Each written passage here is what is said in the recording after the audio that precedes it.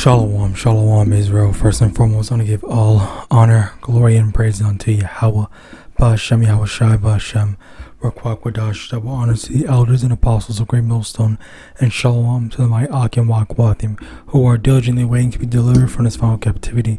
This is Brother Kawakab coming at you with a lesson, and today's lesson got inspired by this lesson by the brother.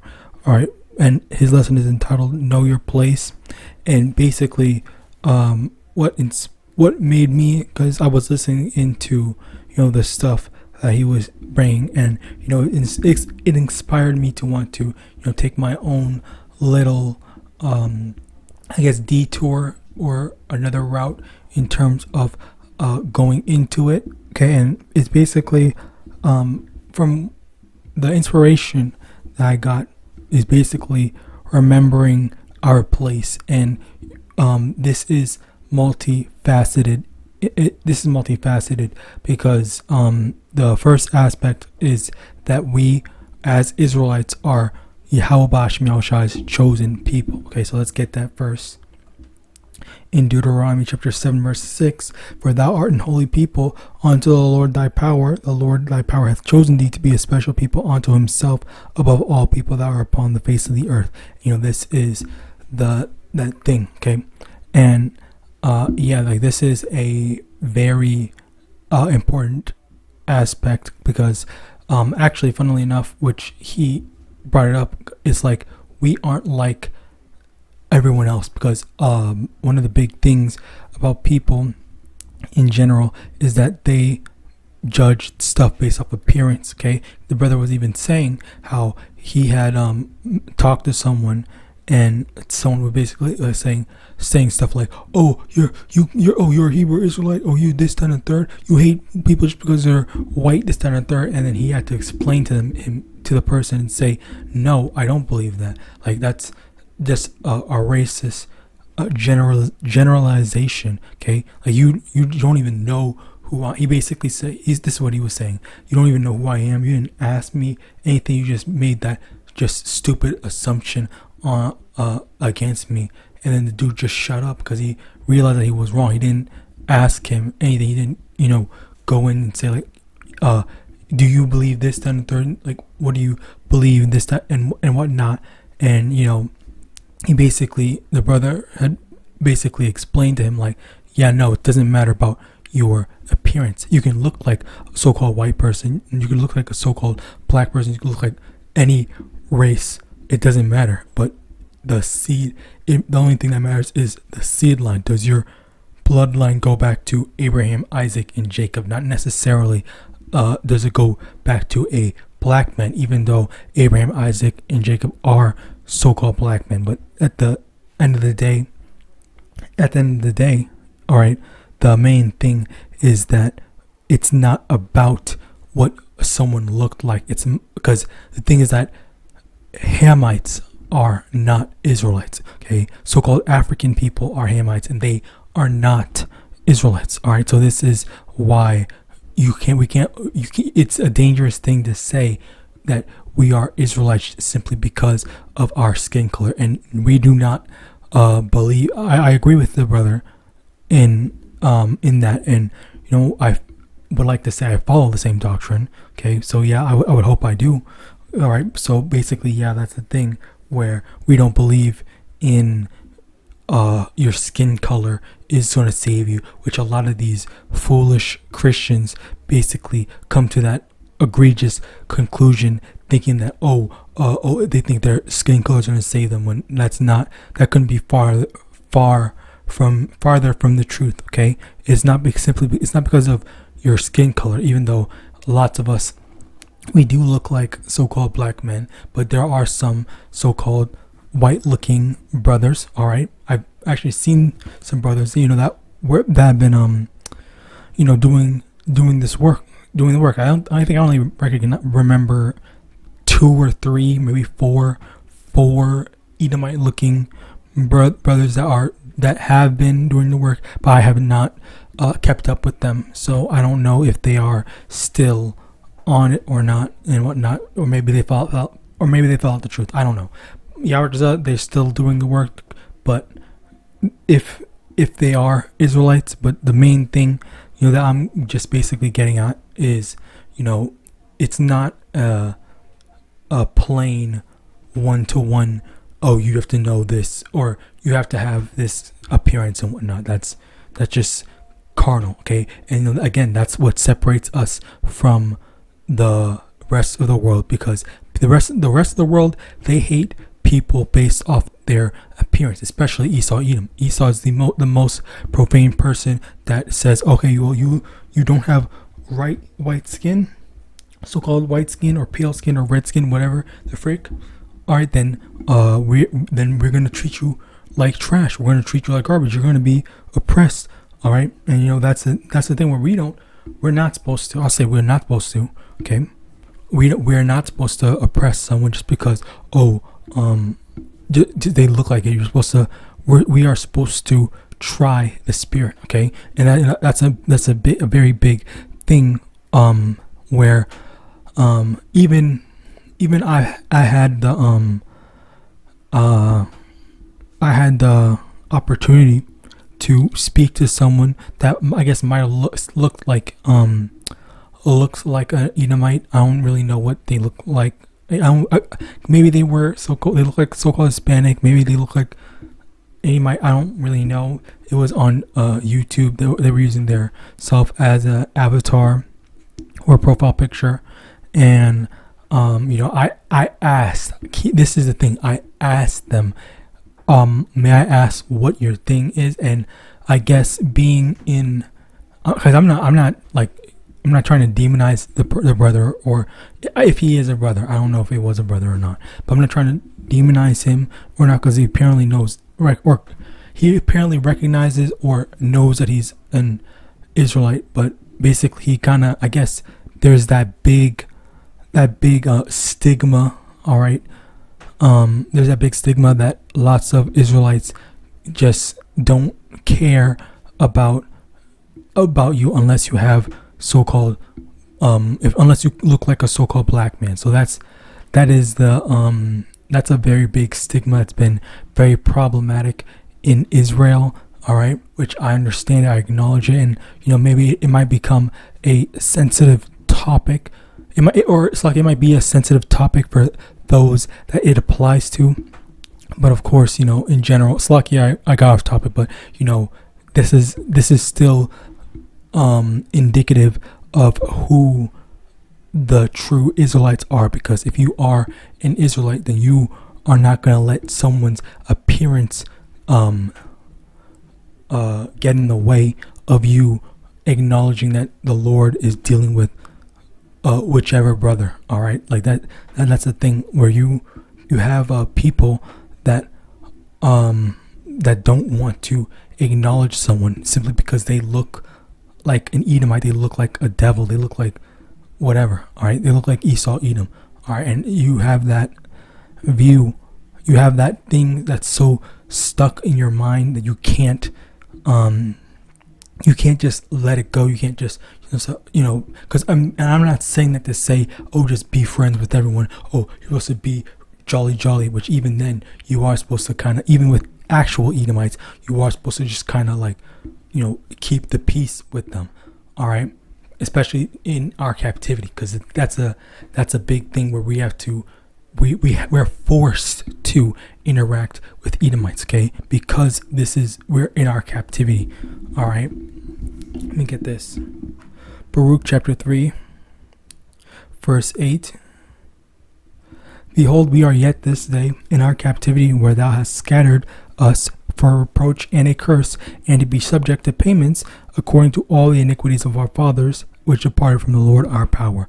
That's the thing where, again, like, we are in our captivity and we don't really have the freedoms that we want, that we would like, all right, to be able to do whatever to do whatever we want. So of course we have to just kind of like, okay, you know what, I'm working under an Edomite. I'm working with Edomites. There's my peers are Edomites, whatever. And that's just like, okay, you know what, you just take it, like, you just accept it, get along with them, try not to make trouble. All right, because even though they might be wanting to or trying to make trouble as well. And as a matter of fact, a brother, I think I'll just say a brother had spoke on it basically.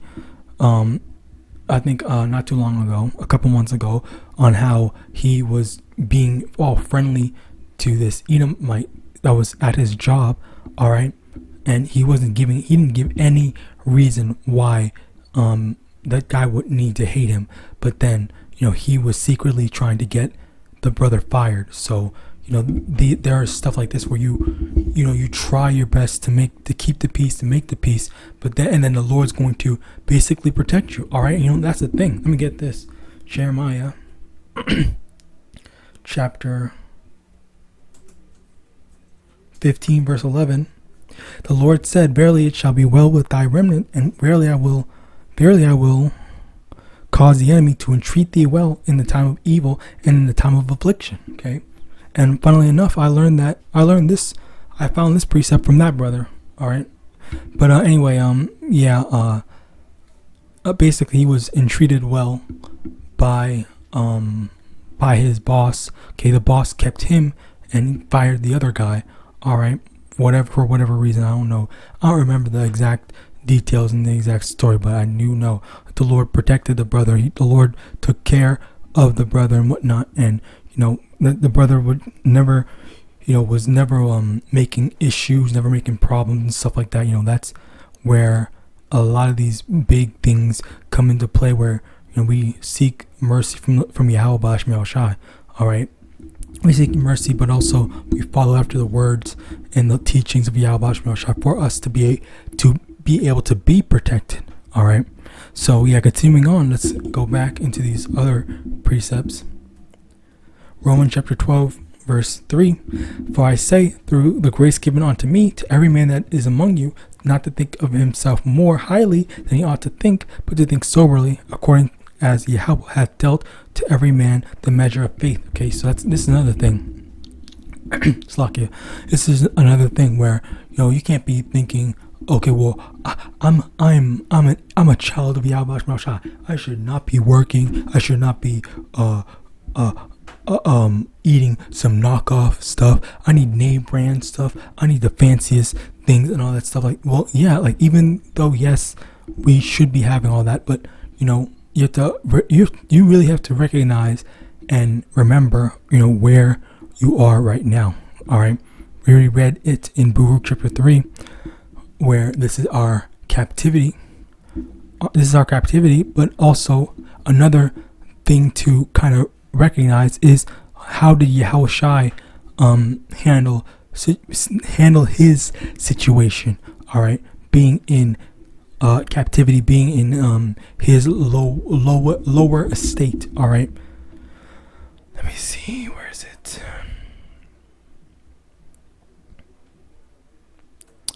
First Peter chapter 2, verse 21.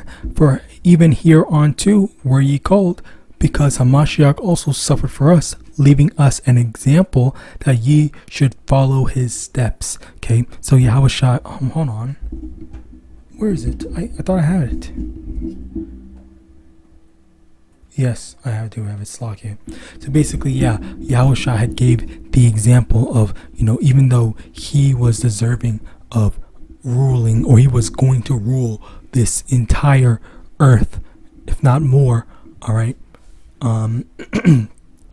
he humbled himself down. He was acting humble. Okay, he allowed himself to be killed. He allowed all this stuff to happen, even though it was very simple that he could just ask Yahawadah to just send the angels down to murk all these devils for even touching. No, Slakia. Just for even looking at him funny. All right. Slakia. Just looking at Yahawashi, honestly, that's the thing. Like, that's the thing that it could be. You don't know how Yahawashi is gonna be in. We don't know how Yahawashi is gonna be in the kingdom, and but I do know that he's going to be very vengeful. All right, let me actually get that to prove it.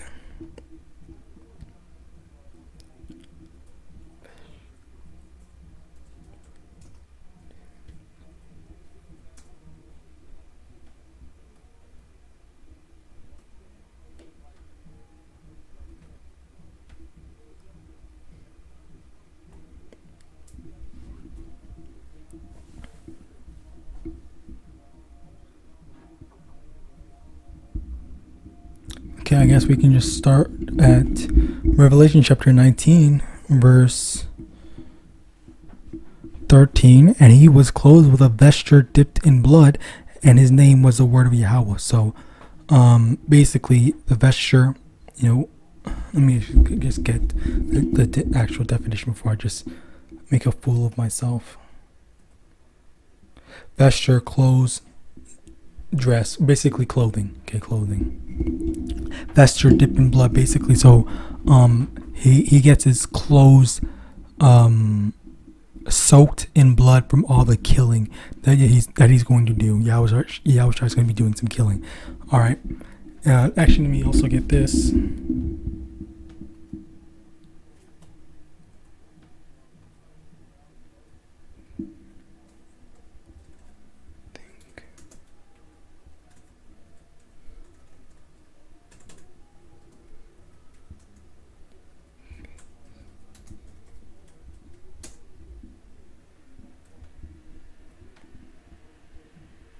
Matthew chapter 10, verse 34. Think not that I am come to send peace on earth. I came not to send peace, but a sword. Okay, so Yahawadah is not about that. Oh, peace, love, man. Effeminate, long-haired, soft, white Jesus-looking dude. All right. So let's continue back in Revelation chapter 19, verse 14 this time. And the armies which were in heaven followed him upon white horses, clothed in fine linen, white and clean, and out of his mouth, hold on. Okay, yeah, verse 15, and out of his mouth goeth a sharp sword, that with it he should smite the nations, and he shall rule them with a rod of iron, and tread the winepress of the fierceness and wrath of Almighty Yahweh. All right, so basically, the Yahawadah is bringing the wrath of Yahawadah and Yahawadah. All right, for the wickedness that people have been doing. 2/3 heathens, Esau, all of them. All right, they all gotta pay for the wickedness that they did. All right, and yet, as I said before, this is Yahawadah coming for his revenge. All right, so again, like look at the example that Yahawadah left. Even though he knew that he was above all these people, the heathens and the Israelites. Okay, he still had to humble himself down and be like, okay, you know what? Yeah, let me just take it for now, because I know Yahweh is going to turn things around for me. Let me also get this. Washed feet.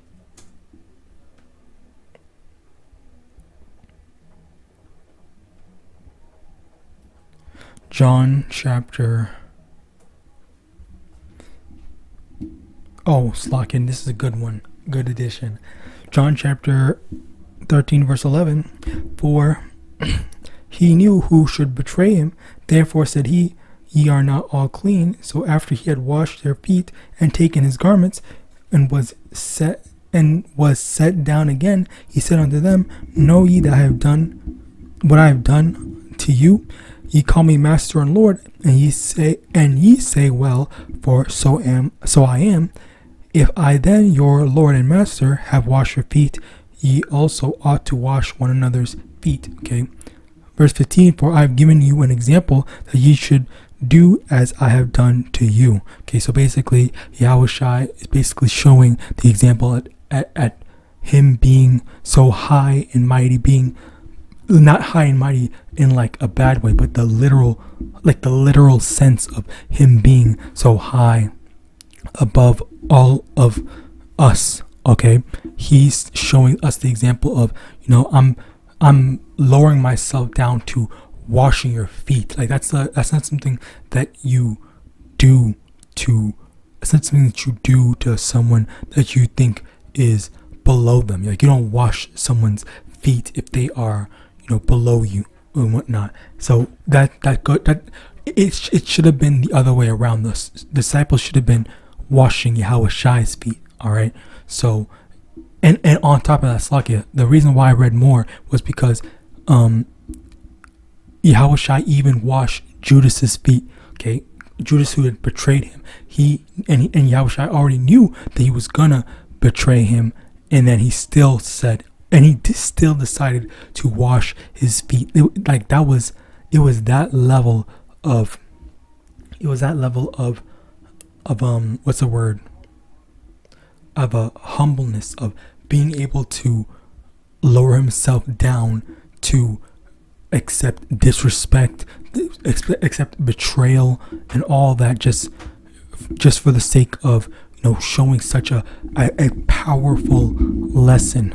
All right, for us, for our learning now, right now. All right, where he lowered himself up that much, and we need to be able to lower ourselves as well, and just say, okay, you know what, we're facing so much injustice. We just have to take it. We just have to accept it. This is how things are. But then when Yahawashi returns, then things are going to be made right. Okay, that's what we have to remember. This is what Yahawashi was thinking as well when he's just waiting for his time, waiting for his kingdom to come, so that he can put the hurt on the heathen. All right, Slakin, I just had a thought. Slakin, I just had a thought. There are so many people that claim Christianity, and yet it's gonna be such a funny. It's going to be like so funny. It's going to be hilarious.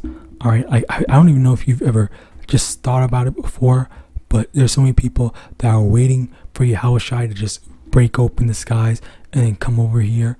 They're expecting some white stringy-haired red devil, but in reality, when the sky breaks open, all right, it's going to be a so-called black man, which is Yahawashi, and then he's going to be coming out here murking people. All right, that's going to be so hilarious. It's going to be so funny. Slocky, it's going to be funny. It's going to be a beautiful sight. I can't wait. I can't wait. I really can't wait. Slocky. Anyway, continuing on, and that's not just for no Edomites. That's for everyone. Like everyone that's not the elect. Okay, that's going to be a terrible day for them. But it's also going to be very funny. I'm not gonna lie. I think it's so ironic how stuff like this is just funny to me. But anyway, continuing on.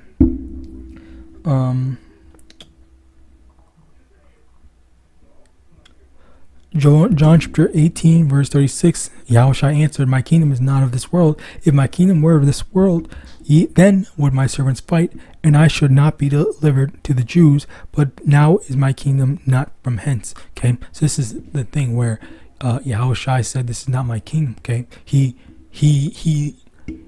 once again, he still knew his place, but he lowered himself from his place, from the proper place that he deserves, to allow himself to be captured, allow himself to die. Okay, and as a matter of fact, what's funny is that one of his servants did fight to protect him, but he stopped him. He told him, put that sword away, and he healed the dude's ear. All right, just roughly paraphrasing because I'm trying to get through these. Slock out. Bear with me one moment.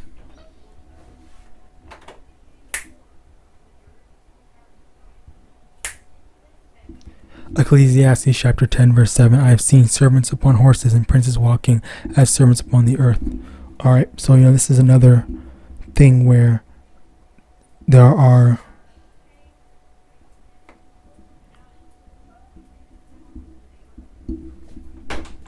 Slakia. This is another thing where you see that the roles are reversed. You have servants that are being exalted and princes that are being lowered. Okay, this is the exact same thing. So the same thing applies to us. The same way that Yahawashi was supposed to be exalted. Okay, he was being lowered, and he lowered himself. All right, he lowered himself to show us the example of understanding that this is not our kingdom. So we just have to wait for the appointed time for us to be able to wait for the appointed time for us to make things right, make things the proper way. All right, patience is a very big aspect to it. Okay, it's not just about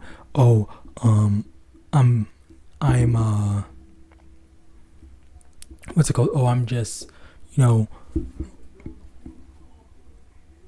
I'm trying to what's it called? I'm drawing a blank. Slakia, whatever. The main thing is just things are not proper.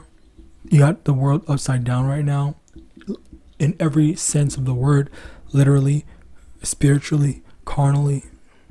All right, and Yahawashi needs to come to turn things up, right side up, especially with lots of different policies where Esau wants to. I think DJT wants to outlaw or make it illegal to be homeless, while also not trying to make any type of programs to help people number one, prevent people from being homeless, or to get people something so that they aren't homeless. Like that was a very big thing. Like they're not trying to help us. They're not trying to help anything to stop people from being homeless. They just want to lock people up simply because they don't have money, or simply because they're homeless and whatnot. Okay. Next. But of course, Yahawashi he's not gonna let people be homeless. He's gonna put stuff in place where things will be better for everyone, for not just for us Israelites, but for the heathens as well. The heathens will literally, even though they will be under us, they will literally appreciate that we are better rulers, or Yahawashi more specifically is a better ruler than Esau. Okay, 1 Timothy chapter 4 verse 12. Let no man despise thy youth, but be thou an example of the believers in word and conversation, in charity, in spirit, in faith, in purity. And this is another thing where, first off, Yahawashi is the best example, but there's also us brothers. Oh my God. There's also other brothers that are trying to be examples as well. Okay, obviously, we all have our different problems, but we try to best. We try to improve. We try to better ourselves so that we're able to move past that. All right. So like a role model, like carnal role models, or role models that you're able to see today. Like, because obviously, it's like you might need certain guidance. You might need certain guidance in the flesh for certain stuff that you might need to do, and that's where the elders, older brothers and whatnot, or brothers in general, come into play, where you can ask them for advice and whatnot. All right. Next, Ezekiel chapter. I don't even need to get that out. So with that, I pray this lesson was edifying. I want to give all honor, glory, and praise unto Yahawah, Ba'ashem Yahawashi, Ba'ashem Merkwah Kwadash, double honors to the elders and apostles, great most on Yahawadah and Shalom.